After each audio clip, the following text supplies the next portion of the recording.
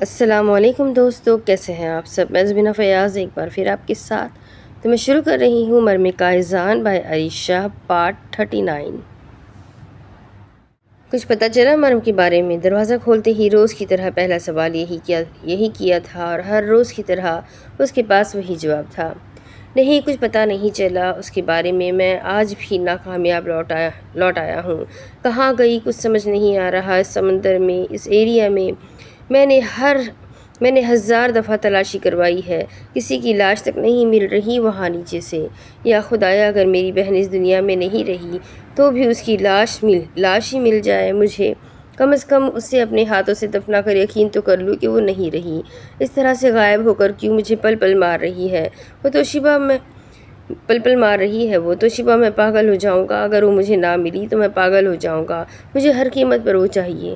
وہ بہت بری طرح سے رونے لگا تھا۔ اس طرح اس کا پھوٹ کر رونا اسے پریشان کر گیا تھا، لیکن توشیبہ کچھ نہیں کر سکتی تھی سوائے اسے ہمت دینے کے، اسے سہارا دینے کے۔ انجان نمبر سے کال آتے دیکھ اس نے اٹھا لی تھی، شاید کہیں سے مرم کے ہی بارے میں کچھ پتہ چل جائے سوچ کر، لیکن وہ دوسری طرف سے سمیر کی آواز سن کر غصے کی انتہا نہ رہی تھی۔ اس کا بس نہیں چل رہا تھا کہ اسے جان سے مار ڈالے۔ کیسے ہو دوست؟ تمہیں قائزان کی لاش ملی یا نہیں ملی؟ مجھے نہیں لگتا وہ دیں گے یہ ریسکیو والی لاشیں۔ میرا نہیں خیال کہ وہ لوگ واپس کرتے ہیں، اور اگر کرتے بھی ہے تو قائزان کاظمی کی لاش تو کوئی نہیں دے گا۔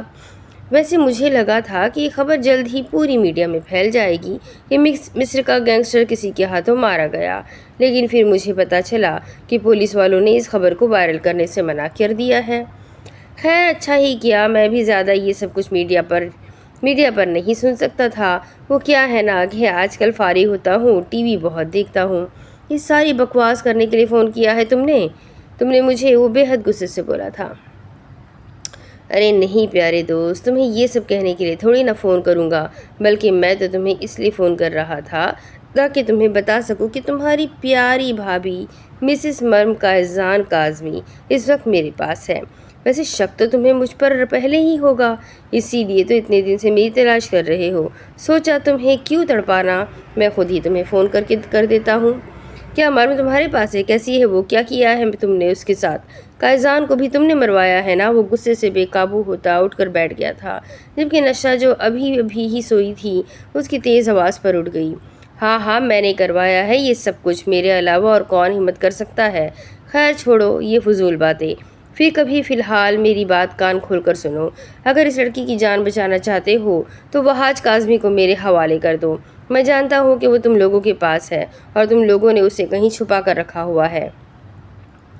مجھے وہاج کاظمی چاہیے کسی بھی قیمت پر۔ اب یہ ہرگز مت کہنا کہ وہ مر چکا ہے، ورنہ یہ بھی مر جائے گی، جو اس وقت یہاں ہوش و حواس سے بیگانہ قائزان کا اظہار کیے جا رہی ہے۔ ابھی تک بیچاری یقین ہی نہیں کر پا رہی کہ اس کا شوہر مر چکا ہے، پاگلوں جیسی حرکتیں کر رہی ہے۔ لیکن فکر مت کرو، میں نے اس کے پاگل پن کو بڑھنے نہیں دیا۔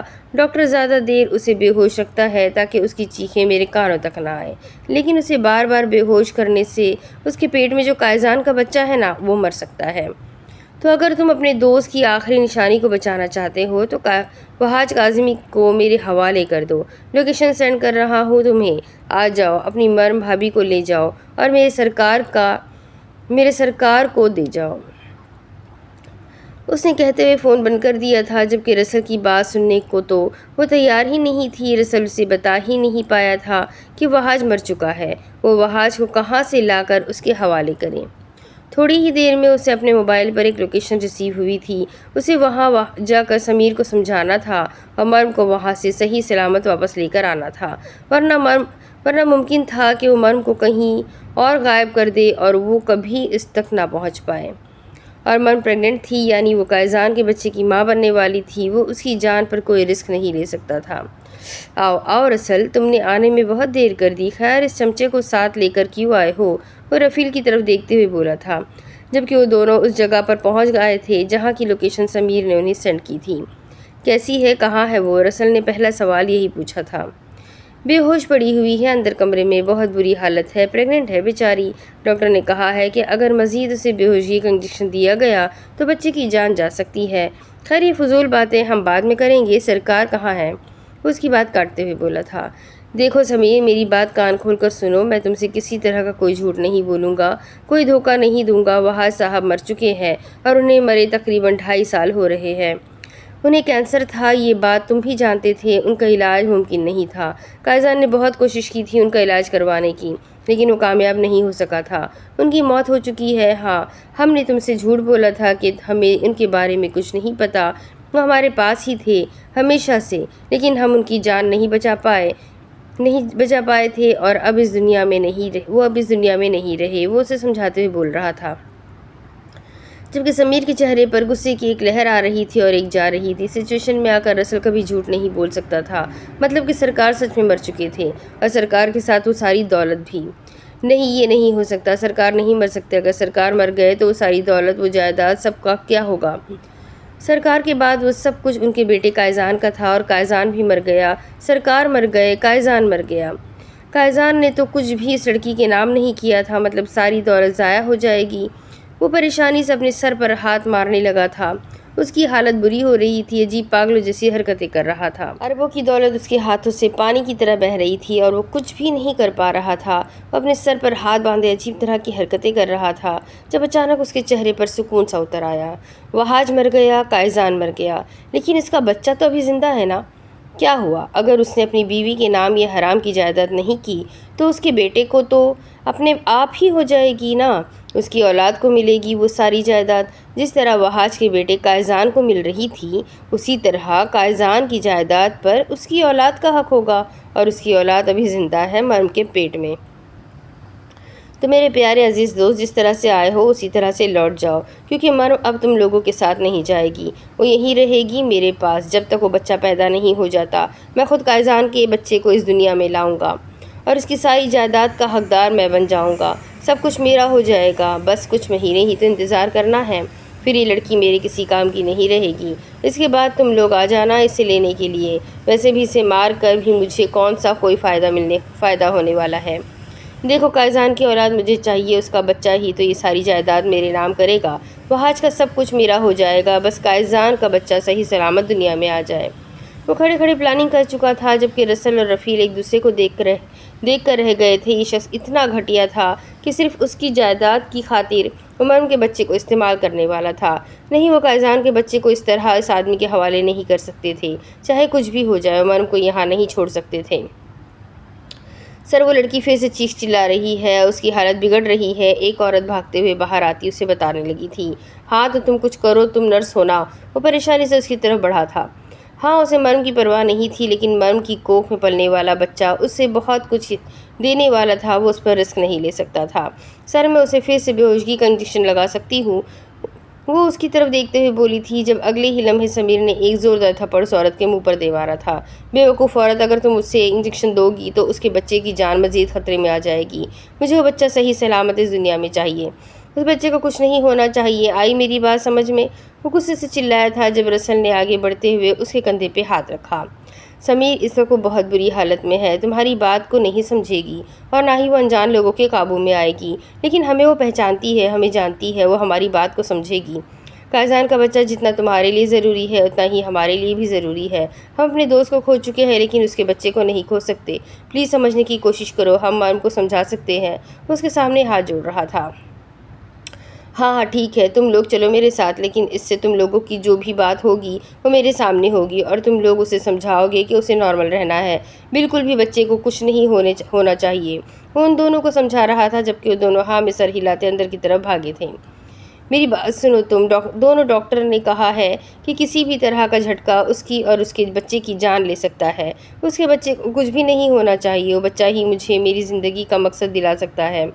یاد رکھنا، اگر اس بچے کو کچھ بھی ہوا نا تو تم لوگوں کی قبروں کو میں اپنے ہاتھوں سے کھو دوں گا۔ وہ ایک دفعہ پھر سے انہیں پکارتے ہوئے بولا تھا، جبکہ وہ صرف ہاں میں سر ہلاتے اندر کی طرف آئے تھے۔ مرم، وہ بھاگتا ہوا اندر آیا تھا، جہاں مرم پاگلوں کی طرح چلا رہی تھی۔ کسی جانے پہچانے انسان کو اپنے پاس محسوس کرتی وہ اسے دیکھنے لگی تھی۔ بھائی، بھائی نے مار ڈالا میری آنکھوں کے سامنے، احد بھائی نے قائزان کو گولی ماری۔ رسل بھائی، میرے قائزان کو مار ڈالا اس نے، میری آنکھوں کے سامنے میرے شوہر کا قتل کر دیا۔ وہ میرا بھائی نہیں، وہ درندہ ہے، اس نے مار دیا رسل بھائی، اس نے مار دیا۔ اب وہ اونچی اونچی آواز میں دہاڑے مارتی اس کے سینے سے آ لگی تھی، جبکہ وہ اسے بٹھاتے ہوئے سمجھانے کی کوشش کر رہا تھا۔ اس کا اس طرح سے رونا، اتنی ٹینشن لینا اس کے بچے کے لیے خطرناک ثابت ہو سکتا تھا۔ کیا کہہ رہی ہو مرم؟ کس نے مار ڈالا؟ کچھ نہیں ہوا ہے قائزان کو، قائزان بالکل ٹھیک ہے، وہ ایک مقصد کے لیے کچھ وقت کے لیے یہاں سے سعودیہ چلا گیا ہے اور کچھ بھی نہیں ہوا، اسے ضروری کام آ گیا تھا، اچانک جانا پڑ گیا۔ تم کس بارے میں بات کر رہی ہو؟ ہمیں سمجھ میں نہیں آ رہا۔ بالکل ٹھیک ہے، رسل نے اسے اپنی طرف کرتے ہوئے اونچی آواز میں ایک ایک لفظ کو الگ الگ کر کے کہا تھا تاکہ وہ سمجھ سکے کہ وہ کیا بول رہا ہے، جبکہ وہ جو کب سے چلائے جا رہی تھی اس کے لفظوں پر بالکل خاموش ہو گئی۔ قائزان زندہ ہے، انہیں کچھ نہیں ہوا، میرے قائزان کو کچھ نہیں ہوا۔ رفیل بھائی پھر سے کہیں نا، یہ سب جھوٹ ہے نا، میری آنکھوں کا دھوکہ ہے، میں نے کوئی برا خواب دیکھا ہے؟ وہ اپنا آپ رسل سے چھڑواتے ہوئے رفیل سے پوچھنے لگی تھی، جس نے آہستہ سے اس کے سر پہ ہاتھ رکھتے ہوئے ہاں میں سر ہلایا تھا۔ اسے بس یہی ایک طریقہ سمجھ میں آیا تھا اسے کنٹرول کرنے کا، ورنہ یقیناً وہ اپنا کوئی بہت بڑا نقصان کر بیٹھتی، اور اس وقت وہ نقصان اٹھانے کی کنڈیشن میں نہیں تھے۔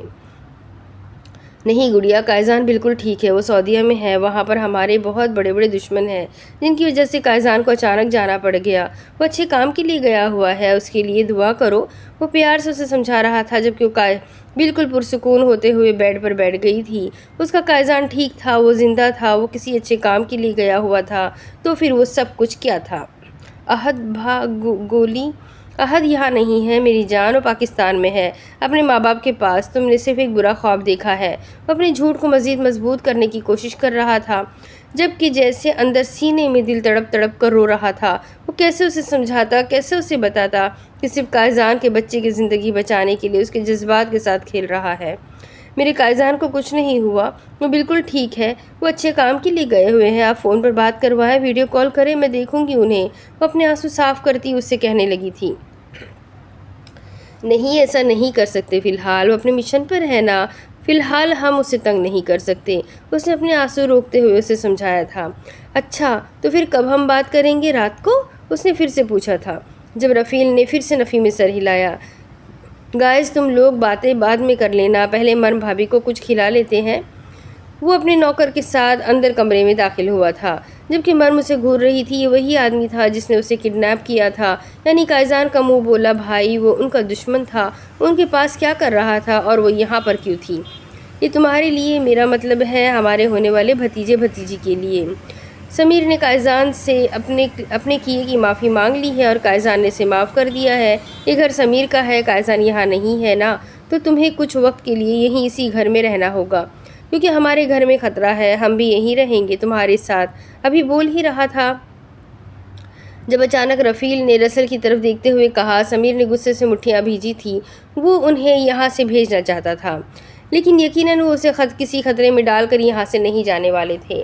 ہاں ہم بھی یہیں رہیں گے، رسل نے رفیل کے اشارے کو سمجھتے ہوئے کہا تھا، جس پر وہ کچھ حد تک ریلیکس ہو گئی تھی۔ ہاں لیکن سمیر پر یقین اسے اب بھی نہیں آیا تھا۔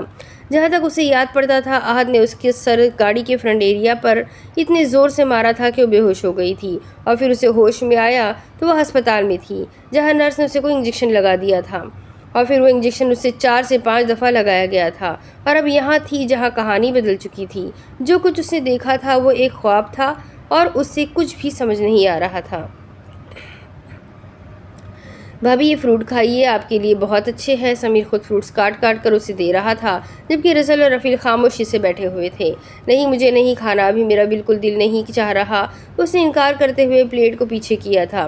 بھابھی لگتا ہے آپ نے مجھے معاف نہیں کیا، قائزان مجھے معاف کر چکا ہے، وہ سارے پرانے گلے شکوے بھول چکا ہے، آپ بھی بھول جائیے، مجھے میری غلطیوں کا احساس ہو چکا ہے۔ وہ مزید ڈرامہ کر رہا تھا۔ نہیں اگر قائزان نے آپ کو معاف کر دیا ہے تو پھر مجھے بھی آپ سے کوئی گلہ نہیں، وہ فوراً بولی تھی۔ اس کے چہرے سے اسے عجیب سا خوف آ رہا تھا، جہاں ٹوکے کا اتنا بڑا نشان تھا، وہ یقیناً کسی زمانے میں بہت خوبصورت رہا ہوگا۔ خیر وہ اس کا چہرہ ٹوکا لگنے سے پہلے بھی دیکھ چکی تھی۔ تو پلیز پھر کھائیے نا، اگر ہم آپ کا خیال نہیں رکھیں گے تو قائزان ہم سے سخت خفا ہوگا، ہمارے لیے نہ صحیح قائزان کے لیے کھا لیجئے، وہ ہمیں آپ کی ذمہ داری سونپ کر گیا ہے۔ رسل کہو نا اس سے۔ اس نے رسل کو بیچ میں گھسیٹا تھا جو اس کے ہاتھ سے پلیٹ لے کر خود اسے کھلانے لگا تھا، جبکہ اس نے رسل کے ہاتھ سے لے لیا تھا۔ مجھے ایک وائس آرٹسٹ چاہیے جو قائزان جیسی آواز میں مرم سے بات کرے۔ ایسا آرٹسٹ ہونا چاہیے کہ مرم کو اس پر بالکل شک نہ ہو، وہ یقین کرے اس پہ کہ وہی قائزان ہے۔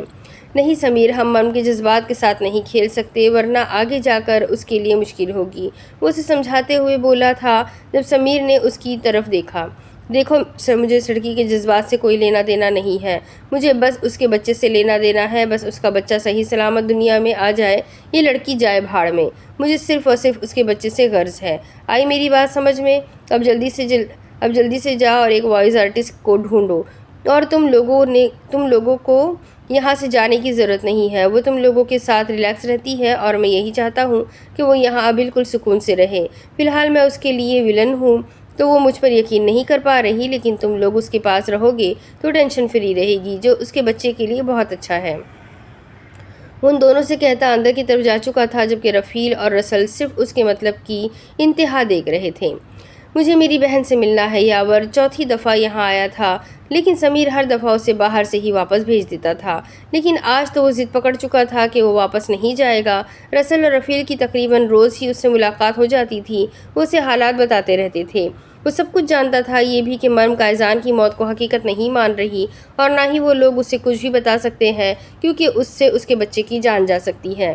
سمیر اس وقت بہت خطرناک تھا، وہ کچھ بھی کر سکتا تھا، مرم اس کے قبضے میں تھی، اگر چاہتا تو مرم کو ختم کر سکتا تھا، لیکن وہ ایسا نہیں کرنے والا تھا، کیونکہ اب دولت کا سوال تھا۔ وہ اس دولت کے لیے کچھ بھی کر سکتا تھا، پھر کیوں نہ اسے اپنی ہی جان دینی پڑ جائے، وہ مرم کے بچے کو کچھ نہیں ہونے دے سکتا تھا۔ آپ کو کتنی دفعہ کہا ہے یہاں مت آیا کرے، آپ کو سمجھ میں کیوں نہیں آ رہا؟ صاحب یہ بات پسند نہیں کرتے ہیں، وہ آپ کو اتنی دفعہ کہہ چکے ہیں، لیکن نہیں، آپ ہر دوسرے تیسرے دن یہاں آ جاتے ہیں۔ ہم آپ کو میڈم سے ملنے کی اجازت نہیں دے سکتے، کیونکہ سر نے ان سے ملنے کی اجازت صرف رسل اور رفیل بھائی کو دی ہے۔ لیکن وہ میری بہن ہے، میں کیوں نہیں مل سکتا اس سے؟ مجھے اس سے ملنا ہے اور تم لوگ میرے راستے میں نہیں آؤ گے۔ وہ بے حد غصے سے انہیں پیچھے کی طرف ڈھکیلتا اونچی آواز میں بولا تھا، جب مرم نے اس کی آواز سن لی۔ وہ جلدی سے کمرے سے نکلتے ہوئے باہر آئی تھی جہاں یاور ان لوگوں کے ساتھ لڑ رہا تھا، وہ تیزی سے بھاگتے ہوئے اس کے پاس آئی تھی اور اس کے سینے سے لگ گئی تھی۔ یاور کو اتنی دیر کے بعد اپنی بہن کو دیکھ کر جیسے سکون ملا تھا۔ بھائی کہاں تھے آپ؟ میں اتنے دنوں سے آپ کا پوچھ رہی ہوں، لیکن یہاں پر نہ سبھی لوگ ایک جیسے ہیں، کوئی میری بات نہیں سنتا، اور میں قائزان سے بھی ناراض ہوں، وہ مجھ سے بات نہیں کرتے، مجھے فون نہیں کرتے۔ روز سمیر بھائی کہتے ہیں کہ آج رات کو ان کا فون آئے گا، کبھی رسل بھائی کہتے ہیں کہ کل وہ مجھ سے بات کریں گے، لیکن ان کا فون نہیں آتا، پلیز آپ میری ان سے بات کروا دیجیے نا۔ وہ اس کے گلے سے لگے روئے جا رہی تھی، جبکہ پریشانی سے اسے ساتھ لیے کھڑا تھا۔ وہ اس جھوٹ کا حصہ نہیں بننا چاہتا تھا، لیکن اس کی بہن کی حالت ہی ایسی تھی کہ وہ یہاں جھوٹ بولنے پر مجبور ہو گیا تھا۔ مرم میری خود صرف ایک دو دفعہ بات ہوئی ہے اس سے، وہ کہہ رہا تھا کہ وہ جلد لوٹ آئے گا، بس مرم کو کہو کہ اپنا خیال رکھے۔ اس نے جھوٹ کو مزید بڑھا دیا تھا، وہ اسے دیکھتے ہوئے صرف ہاں میں سر ہلا گئی۔ لیکن مجھے ان سے بات کرنی ہے، ان سے کہیں نا کہ مجھے فون کریں، آپ ابھی فون کریں انہیں، وہ ضد کرنے لگی تھی۔ یاور کو نہ چاہتے ہوئے بھی اپنا فون نکالنا پڑ گیا۔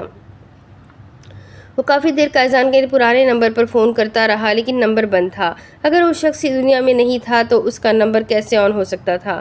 لیکن وہ اپنی بہن کی ذہنی حالت بھی بہت اچھے طریقے سے سمجھ رہا تھا۔ میرا بچہ، اب یہ ممکن نہیں ہے، مجھے جیسے ہی اس کا فون آتا ہے میں اسے کہوں گا کہ وہ تم سے بات کرے، وہ یقین دلا رہا تھا۔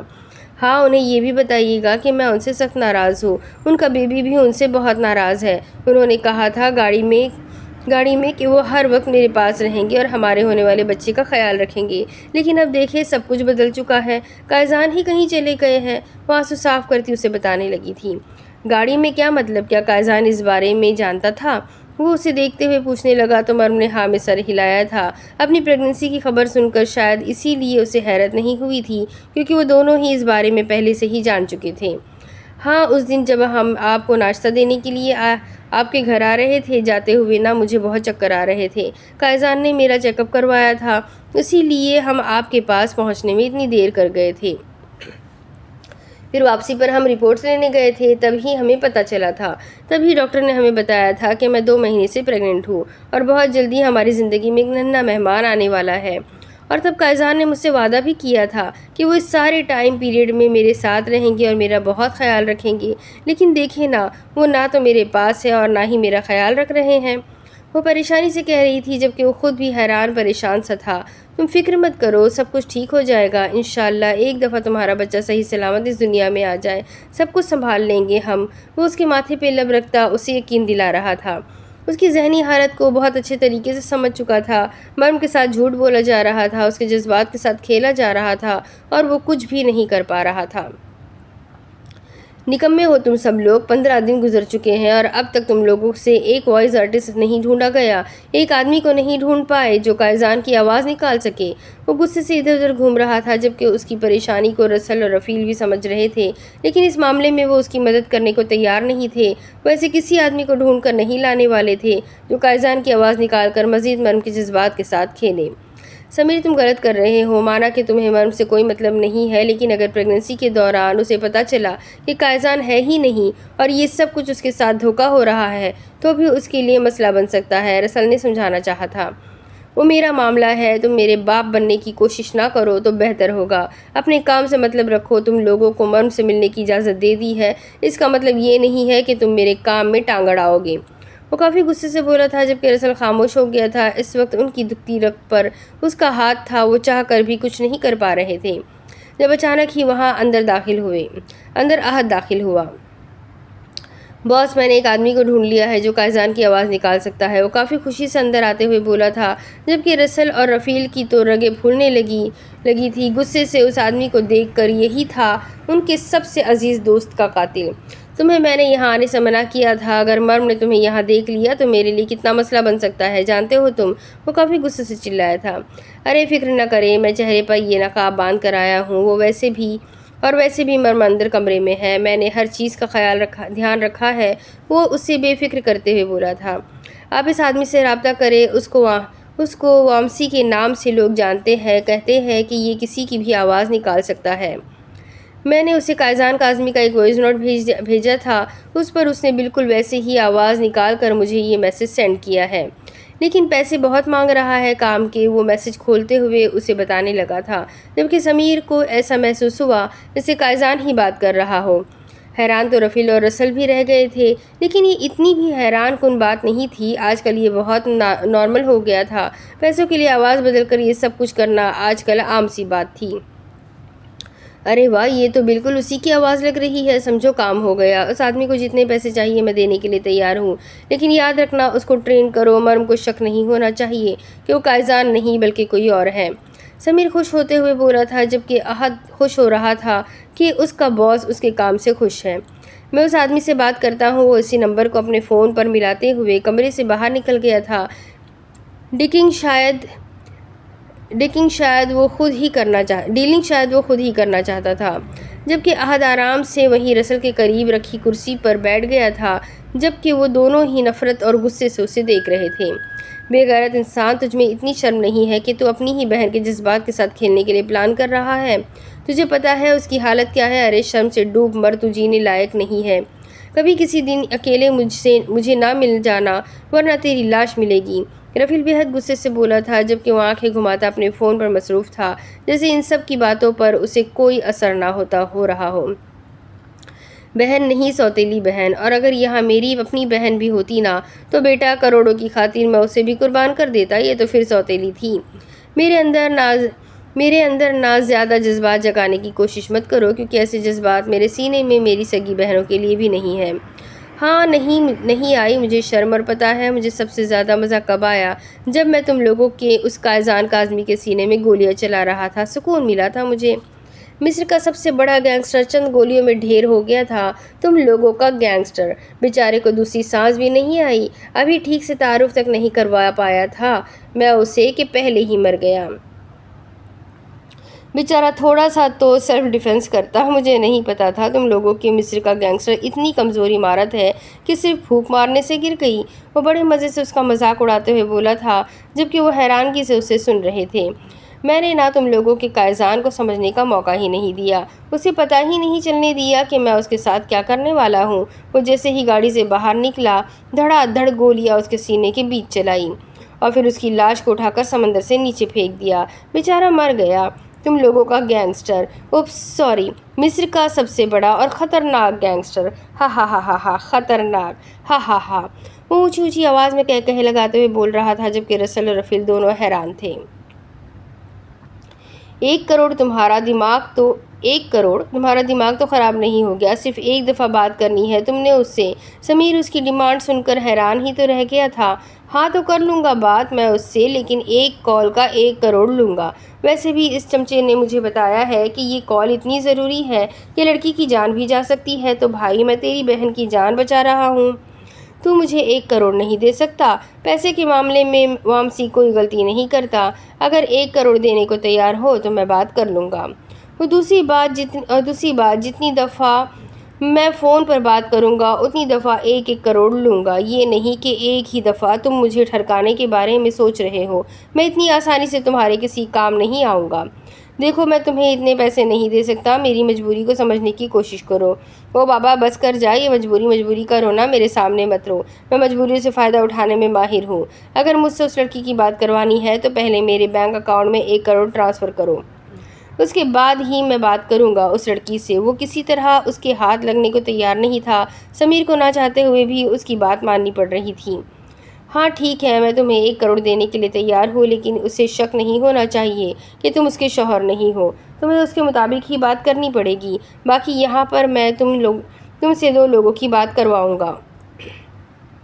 وہ تمہیں جس طرح سے کہیں گے تم نے بات کو اسی طرح سے سنبھالنا ہے، اسے ہرگز شک نہیں ہونا چاہیے، یاد رکھنا۔ سمیر نے آخر اس کی شرط مانتے ہوئے کہا تھا۔ ارے بے فکر ہو جا بھائی، میں نے کہا نا اس لڑکی کو کوئی شک نہیں ہوگا، تو ان 2 آدمیوں سے میری بات کروا دے، اور اس معاملے میں بے فکر ہو جا، اس لڑکی کو میں یقین دلا دوں گا کہ میں ہی اس کا شوہر ہوں۔ تو پیسے ٹرانسفر کر، میں اپنا بینک اکاؤنٹ بھیجتا ہوں۔ اسے پیسے لینے کی ضرورت سے زیادہ ہی جلدی تھی، جبکہ سمیر پہلے اپنا کام کروانا چاہتا تھا۔ لاکھ بھیج رہا ہوں باقی کام کے بعد، اس نے کہتے ہوئے فون بند کر دیا تھا، جبکہ اب وہ رسل اور رفیل سے بات کرنے جا رہا تھا تاکہ انہیں سمجھا سکے کہ اس آدمی کو کیا کیا بتانا ہے۔ سمجھ نہیں آ رہا تھا کہ کیا ہو رہا تھا اس کے ساتھ، اپنے ہی دشمن کے بچے کی خاطر وہ کیا کیا کر رہا تھا، اور اوپر سے اس لڑکی کے نخرے ختم نہیں ہو رہے تھے۔ ہیلو قائزان، کیسے ہیں آپ؟ کب تک واپس آئیں گے؟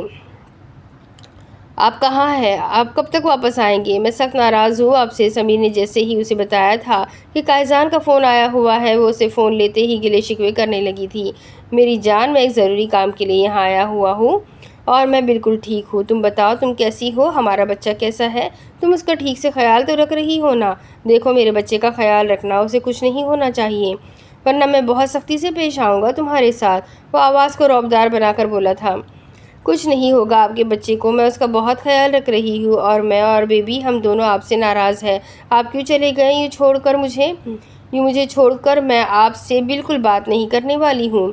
وہ ناراضگی سے بول رہی تھی، جبکہ سمیر وہیں کھڑا اسے سن رہا تھا۔ وہ نہیں چاہتا تھا کہ وامسی کوئی غلطی کر دے اور اس کا بنا بنایا کھیل بگڑ جائے۔ میں تمہاری ناراضگی وہاں آ کر دور کروں گا، فی الحال میں یہاں بہت ضروری کام کر رہا ہوں میری جان، اور تم نے بالکل بھی پریشان نہیں ہونا۔ وہاں ہے نا رسل، رفیل اور سمیر تمہارا خیال رکھنے کے لیے، ان کی بات کو سمجھو اور مانو، اور یاور بھی آتا رہے گا تم سے ملنے کے لیے۔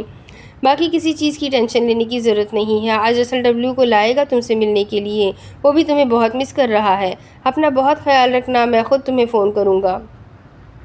وہ پیار سے اسے سمجھا رہا تھا، جبکہ وہ اس کی ساری باتوں کو بہت اچھے طریقے سے سمجھتے ہوئے ہاں میں سر ہلا رہی تھی۔ ٹھیک ہے، میں ہر چیز کا خیال رکھوں گی، آپ ڈبلو کو بھیج دیجیے، میں بھی اسے بہت زیادہ مس کر رہی ہوں، اور مجھے نا آپ سے ویڈیو کال پر بات کرنی ہے۔ آپ واپس کب تک آئیں گے؟ وہ کال ختم کرنے کا ارادہ نہیں رکھتی تھی۔ بس یہ مشن پورا ہوتے ہی میں واپس آ جاؤں گا، اور ویڈیو کال میں بھی فی الحال بات نہیں کر سکتا، یہاں میرے لیے مسئلہ بن سکتا ہے۔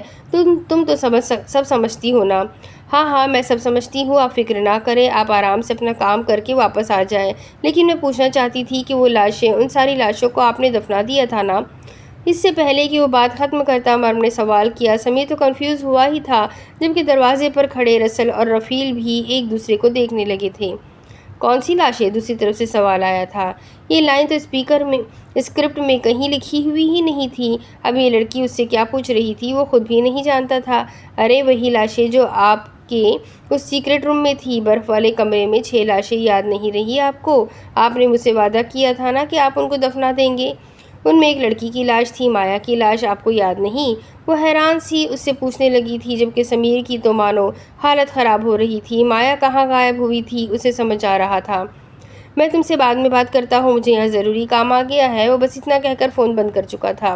ہو گئی تمہاری بات قائزان سے؟ دیکھو وہ بھی یہی چاہتا ہے کہ تم اپنا خیال رکھو، سمیر اس کے ہاتھ سے فون لیتے ہوئے بولا تھا، جبکہ قائزان نے اس کی آخری بات کا جواب نہیں دیا تھا، اس لیے وہ تھوڑی پریشان تھی۔ ہاں ہو گئی بات، آپ کا فون ڈبلو آئے گا نا تو میں اس کو میرے پاس لے کر آنا۔ وہ سمیر کو کہتے ہوئے باہر نکل گئی تھی، جبکہ رسل بھی اس کے ساتھ ہی باہر گیا تھا، جبکہ وہ رفیل کو بھی جانے کا اشارہ کر رہا تھا تاکہ اسے پتہ چل سکے کہ مرم کو شک تو نہیں ہو گیا۔ تمہیں قائزان نے وہ آئس روم کے بارے میں کب بتایا؟ میرا مطلب ہے وہ تمہیں ان سب چیزوں میں شامل نہیں کرنا چاہتا تھا، تو تمہیں کیسے پتہ چلا کہ اس کے سیکرٹ آئس روم میں 6 لاشیں ہیں؟ میں نے خود چوری سے جا کر دیکھا تھا، وہ شرارتی انداز میں بولی تھی۔ مگر تم وہاں گئی کیسے تھی؟ وہ پھر سے سوال کرنے لگا۔ وہ مجھے جاسوسی کرنے کا شوق چڑھا ہوا تھا نا، جب ہم آپ کی شادی کے لیے پورا گھر سجا رہے تھے نا، اسی دوران میں نے نہ بول دیا کہ اس کمرے کے اندر بھی سیٹنگ چینج کرنی ہے، لیکن قائزان نے مجھے بہت سختی سے ڈانٹا اور کہہ دیا کہ اس کمرے میں میرا کوئی کام نہیں ہے۔ لیکن پھر جب سب لوگ گھر سے باہر گئے نا، تو میں نے پیچھے چوری سے اس کمرے کا دروازہ کھولا۔ میری تو حالت خراب ہو گئی تھی اس کمرے میں لاشیں دیکھ کر۔ میں چوری اس کمرے میں چلی تو گئی تھی، لیکن ایک تو وہ کمرہ بہت ٹھنڈا تھا، اور میں مزے کی بات بتاؤں، میں وہاں دوسری دفعہ گئی تھی۔ پہلی دفعہ میں اس کمرے میں بیسمنٹ والے کمرے سے گئی تھی، لیکن میں بہت زیادہ خوفزدہ ہو گئی تھی اتنی ساری لاشوں کو ایک ساتھ دیکھ کر۔ اس دن وہ لوگ نکاح کی ساری تیاریاں کر رہے تھے۔ جب ساری تیاریاں کرنے کے بعد قائزان کسی ضروری کام کے لیے باہر گیا، جبکہ رفیل انشرح کے پاس گیا تھا اور رسل قائزان کے کسی کام کے لیے باہر نکلا ہوا تھا۔ گھر پر اس وقت کوئی بھی نہیں تھا۔ جب اس نے دیکھا کہ کمرے کا دروازہ لاک نہیں ہے، اتنے دنوں سے وہ بے چین تھی یہ سوچ کر کہ آخر اس کمرے میں ایسا کیا ہے کہ وہ اسے اس کمرے میں نہیں جانے دیتا۔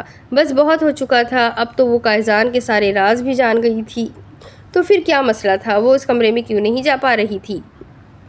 سوچ کر اس نے کمرے کے دروازے کا ہینڈل گھمایا تھا اور اگلے ہی لمحے کمرے کا دروازہ کھل گیا تھا۔ وہ دروازہ بند کیے بغیر اس کمرے کے اندر آ گئی تھی، جو برف سے پوری طرح سے کورڈ تھا۔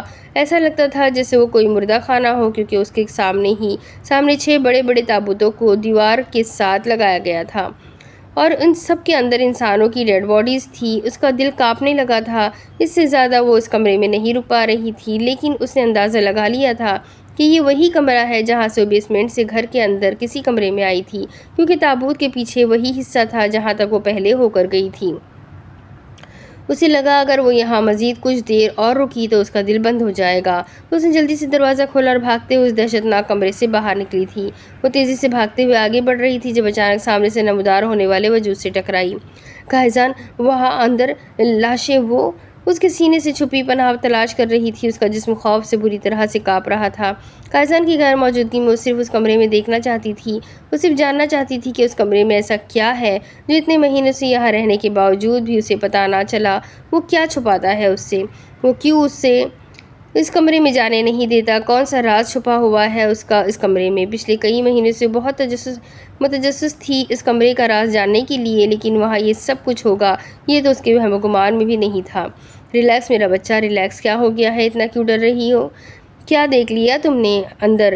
اس نے مسکراتے ہوئے اس سے اپنے ساتھ لگایا تھا۔ قائزان وہاں بہت ساری لاشیں؟ بہت ساری تو نہیں جان، صرف 6۔ وہ پرسکون سا بولا۔ 6؟ اس کے لفظ ادا کرنا مشکل ہو گیا۔ ہاں بیبی، صرف 6 لوگوں کی لاشیں ہیں، اور تمہیں پتہ ہے وہ سب میرے جان سے عزیز لوگ ہیں جن سے میں پیار کرتا ہوں، لیکن وہ میرے پیار کے قابل نہیں تھے، اسی لیے میں نے مار کر انہیں یہاں پر رکھ لیا۔ میں نے ان سے بہت پیار کیا مرم، بالکل اسی طرح جس طرح میں تم سے کرتا ہوں، لیکن یہ میری عزت نہیں کرتے تھے، یہ مجھے دھوکہ دے رہے تھے۔ اب ساری زندگی میرے پاس رہیں گے اور مجھے دھوکہ بھی نہیں دے سکیں گے۔ وہ بہت خوشی سے اسے بتا رہا تھا جیسے اس کے لیے یہ سب جاننا بہت ضروری ہو۔ کیا مطلب؟ اس کی آواز میں لڑکھڑاہٹ واضح تھی۔ مطلب وہی جو تم سمجھ رہی ہو میرا بچہ۔ اس کا انداز بہت پراسرار تھا، مرم اندر تک کانپ چکی تھی۔ مصر کا ایک بہت بڑا گینگسٹر جس کی جگہ میں نے لی تھی، اس کی لاش کو میں نے یہاں قید کر لیا۔ پھر مایا، مجھے اس کے چہرے سے محبت تھی، میں اسے کیسے خود سے دور کرتا۔ باقی 4 لاشیں میرے دوستوں کی ہیں۔ کچھ عزیز لوگ جڑے تھے اس کام میں مجھ سے، میرے ساتھ، لیکن دھوکہ دے گئے۔ مجھے بہت پیار کرتا تھا میں ان سے۔ جو لوگ مجھے پیارے ہوتے ہیں میں ان کو مرنے کے بعد بھی خود سے جدا نہیں ہونے دیتا۔ اس طرح میں ان سے دھوکے کا بدلہ بھی لے لیتا ہوں اور اپنا پیار بھی جتا لیتا ہوں۔ میں اکثر ان سے باتیں کرنے بھی جاتا ہوں۔ تم بھی چلو، کبھی ہم ان سے بہت ساری گپیں ماریں گے۔ خیر، تم مجھ سے کوئی ضروری بات کرنا چاہتی تھی نا؟ وہ اس کے کندھے پر ہاتھ پھیلا کر مسکراتا ہوا اسے روم میں لے جانے لگا، جبکہ اس کی یہ بات سننے کے بعد وہ بوکھلا گئی تھی۔ اب وہ اسے کیا بتاتی کہ وہ بھی اس سے یاور کے گھر جانے کی اجازت مانگ کر یہاں سے جانا چاہتی ہے۔ میں کچھ نہیں، ریلیکس میرا بچہ، تم بہت زیادہ ڈر رہی ہو، تمہیں آرام کی ضرورت ہے، یہاں آؤ، لیٹ جاؤ، میں یہی ہوں تمہارے پاس۔ وہ اسے زبردستی بیڈ پر لٹاتے ہوئے اس کے پاس بیٹھ گیا۔ اس کا کانپتا وجود نظر انداز کرنے کے قابل ہرگز نہیں تھا، جبکہ اس کے ہاتھ اس کے بالوں میں انگلیاں چلا رہے تھے۔ تم اس کمرے میں کیوں گئی تھی میری اجازت کے بنا؟ اسے آہستہ آہستہ اپنے بالوں پر گرفت محسوس ہوتی محسوس ہوئی۔ وہ میری ایئرنگ کا پن وہاں گر گیا تھا، مجھے لگا بہت چھوٹا سا ہوتا ہے نا، اسی لیے مجھے لگا کہ ہو سکتا ہے کہ وہ دروازے کی گنجائش سے اندر چلا گیا ہو، اسی لیے اس نے اپنی آواز کی لرزش پر قابو پاتے ہوئے تازہ بہانہ بنایا۔ تو ملا تمہارے ایئرنگ کا پن؟ وہ اس کے کانوں کو چھوتے ہوئے بولا تھا۔ اس کے ایئرنگ پنس کے بجائے ہینگنگ والے تھے، اور یہ وہ پہلا تحفہ تھا جو اس نے مرم کے لیے لیا تھا، اور وہ جانتا تھا کہ جب سے اس نے مرم کو یہ ایئرنگز پہنائے ہیں اس نے اتارے نہیں ہیں۔ ہاں، مل گیا، وہ کہتے ہوئے آنکھیں بند کر چکی تھی۔ وہ جانتی تھی اس کی چوری پکڑی جا چکی ہے، وہ جھوٹ بول رہی تھی، اور قائزان جانتا بھی ہے کہ وہ جھوٹ بول رہی ہے، لیکن قائزان اس کی چوری نہیں پکڑنا چاہتا تھا۔ اس کے لیے فی الحال یہ جھٹکا کافی تھا۔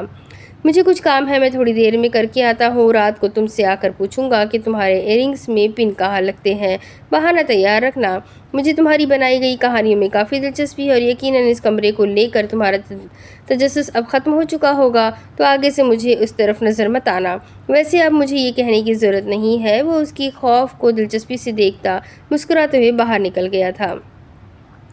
ان لاشوں کو دفنا دے قائزان، خدا ناراض ہوتا ہے۔ وہ جس مذہب سے تعلق رکھتے تھے انہی کی رسمات کے مطابق انہیں دفنا دیجیے۔ ہمیں کوئی حق نہیں ہے کسی سے اس کی آخری پناہ گاہ چھیننے کا۔ اگر وہ مسلمان تھے تو ان کا جنازہ پڑھائیں گے، اگر ہندو تھے تو ان کی رسمات کو پورا کریں۔ پلیز، میں آپ سے کبھی کچھ نہیں مانگوں گی، لیکن یہ لاشیں اس گھر سے نکال دیں۔ اس سے پہلے کہ وہ اس سے دور ہوتا وہ اس کی شرٹ کو پکڑ کر اپنے قریب کر چکی تھی۔ جن سے محبت کی جاتی ہے انہیں اپنے پاس رکھا جاتا ہے، اور آپ صرف مجھ سے محبت کرتے ہیں۔ میں تو آپ سے دور کہیں نہیں جاؤں گی۔ ہم کوئی نہیں ہوتے کسی کو مرنے کے بعد سزا دینے والے۔ وہ اس کا چہرہ تھا، میں سمجھا رہی تھی، جبکہ وہ آہستہ سے اس کے ماتھے پر لب رکھتا لاشوں کو گھر سے نکالنے کا وعدہ کر چکا تھا۔ دراصل یہ تو سمجھ چکا تھا کہ مریم اس بارے میں سب کچھ جان چکی تھی، لیکن اگر یہ واقعہ نکاح سے اگلے والے دن کا تھا تو وہ ساری لاشیں کہاں غائب ہو گئی تھی، کیونکہ نکاح والے دن تو قائزان نے خود اس کمرے میں جا کر اس سے کہا تھا کہ وہ جلد ہی ان لاشوں کو یہاں سے غائب کر دے گا۔ اگر وہ بعد میں لاشوں کو غائب کرنے والا تھا تو اب وہ لاشیں کہاں غائب ہوئی تھیں، کیونکہ قائزان تو نکاح کے اگلے دن ہی مر گیا تھا۔ وہ کچھ بھی سمجھ نہیں پا رہا تھا۔ قائزان کی لاش کو وہ اپنی آنکھوں سے دیکھ چکا تھا، اب وہ کسی طرح کی غلط فہمی میں مبتلا نہیں ہو سکتا تھا، وہ کسی طرح کی کہانی نہیں بنا سکتا تھا۔ حقیقت اس کے سامنے تھی، اس نے خود اپنی آنکھوں سے قائزان کی لاش کی شناخت کی تھی۔ اس کے پیٹ پر وہ نشان تھا اور وہ 6 گولیاں جن کے لگنے سے اس کی موت ہو گئی تھی۔ حقیقت وہ تھی تو پھر وہ ساری لاشیں کہاں غائب ہوئی تھیں؟ اس گھر میں لاشیں ہیں، یہ بات دراصل رفیل اور قائزان کے علاوہ کوئی نہیں جانتا تھا، اور اب مرم کو اس بارے میں پتہ چل گیا تھا۔ ہو سکتا ہے اس نے یاور کو بتایا ہو اور یاور نے وہ لاشیں وہاں سے غائب کی ہو، لیکن اپنے نکاح والے دن وہ لاشیں کیسے غائب کرتا؟ وہ الجھتا جا رہا تھا، جبکہ مرم کے سامنے جھوٹ بول کر وہ تھک چکا تھا۔ حقیقت وہ اسے بتا نہیں سکتا تھا، اور یہ سارے جھوٹ اسے مرم سے نظر نہیں ملانے دے رہے تھے۔ اب اس کے آگے کی کہانی میں آپ کو اگلے ویڈیو میں سناتی ہوں کہ آگے کیا ہوگا۔ بہت مزہ آ رہا ہے، مجھے بھی لگ رہا ہے کہ اب شاید قائزان زندہ ہے۔ آپ لوگوں کو کیا لگ رہا ہے؟ اور قائزان کو تو زندہ ہونا ہی چاہیے، آخر یہ ناول کا ہیپی اینڈنگ کیسے ہوگا؟ مرم میں قائزان تو قائزان کے ساتھ ہی پوری ہوگی۔ تو دیکھتے ہیں آگے کہ قائزان کی ری انٹری کیسے ہوگی، بہت مزہ آنے والا ہے۔ تو بس میرے ساتھ بنے رہیں، ویڈیو کو لائک کر دیں، چینل کو سبسکرائب کر دیں، بیل آئیکن کو ضرور دبا دیں اور کمنٹ کر کے مجھے ضرور بتائیں کہ آپ کو یہ ناول کیسا لگ رہا ہے۔ تو ملتے ہیں اگلی ویڈیو میں، تب تک کے لیے اپنا خوب سارا خیال رکھیں، مجھے بھی دعاؤں میں یاد رکھیں۔ اللہ حافظ۔